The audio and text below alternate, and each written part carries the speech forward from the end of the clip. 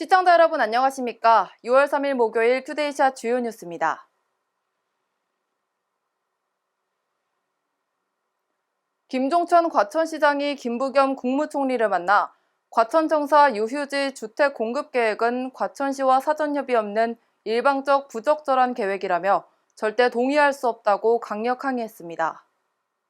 김종천 시장은 과천지구 용적률 상향과 자동용지를 활용하고 도시 기본계획상 시가와 예정지로 검토하고 있는 과천시 외곽 지역의 주택을 공급하는 과천시 대안을 적극 수용해 줄 것을 요청했다고 밝혔습니다. 또 과천정사 유휴지 활용 방안으로 고 이건희 미술관 건립과 종합병원 중심 의료 바이오 클러스터 조성을 제안했다고 말했습니다.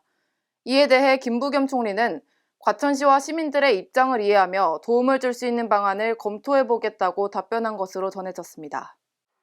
수도권 매립지와 산업단지, 발전소 등 탄소 배출 시설이 밀집돼 있는 인천 서구가 탄소 중립을 선언하고 나서 눈길을 모으고 있습니다. 서구는 오늘 제26회 환경의 날을 기념해 공춘천에서 2050 탄소 중립 실천 선언과 생태하천 미래비전 선포식을 가졌는데요.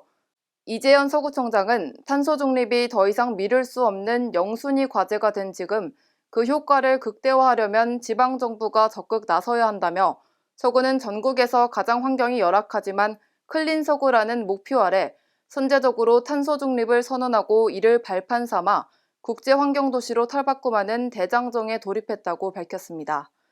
이어 공춘천을 시작으로 서구 4대 하천을 문화와 역사가 어우러진 친환경 생태 공간으로 바꿔나가겠다는 의지를 표명했습니다.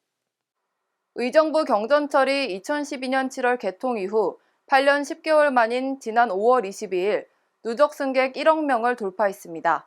이는 전국 경전철 노선 중 세 번째입니다. 의정부 경전철은 개통 초기 환승 할인과 경로 무임승차 미적용 등으로 1일 수요 2만 명 이하의 저조한 이용률로 결국 사업 시행자가 파산하는 위기를 겪기도 했는데요.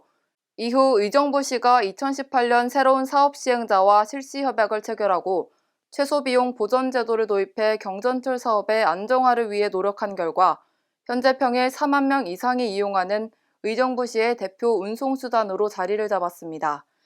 의정부 경전철은 개통 이후 단 한 건의 인명사고가 발생하지 않아 안전성과 함께 탄소를 배출하지 않는 친환경 교통수단으로 인정받고 있습니다. 인천 강화군의 마을정비형 공공주택이 들어섭니다. 강화군은 어제 강화읍 원도심의 정주 여건과 주거 환경 개선을 위해 강화읍 신문 새시장지구 마을정비형 공공주택 사업 착공식을 가졌습니다. 강화읍 신문 새시장지구 두 곳에 건립될 공공임대주택은 사업비 239억 원을 투입해 국가유공자와 취약계층 등을 위한 국민임대주택 60호, 영구임대주택 30호, 젊은 층을 대상으로 하는 행복주택 80호 등 총 170호가 공급됩니다. 입주자 모집은 2022년도 상반기에 이뤄지고 하반기에 입주가 시작될 예정입니다.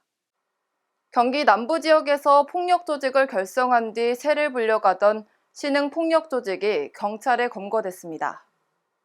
경기남부경찰청 강력범죄수사대는 폭력행위 등 처벌에 관한 법률 위반 혐의로 두목 A씨 등 조직 간부 8명을 구속하고 조직원 36명을 불구속 입건해 조사하고 있다고 밝혔습니다.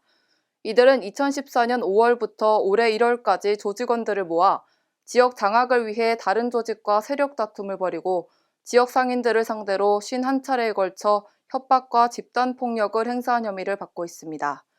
경찰은 2019년 10월 이들에 대한 첩보를 처음 입수한 후 1년 8개월 동안 증거 수집을 거쳐 지난 4월과 5월 조직 간부 등 12명과 말단 조직원까지 총 44명을 검거했습니다. 일간경기TV 투데이샷 오늘 준비한 소식은 여기까지입니다. 내일은 일간경기 창간 16주년 기념식이 열리는 뜻깊은 날입니다.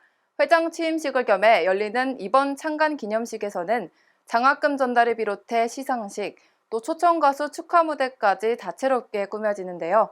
기념식 현장은 영상과 함께 다음 시간에 전해드리겠습니다. 이번 주는 여기서 마치겠습니다. 시청해주신 여러분 고맙습니다.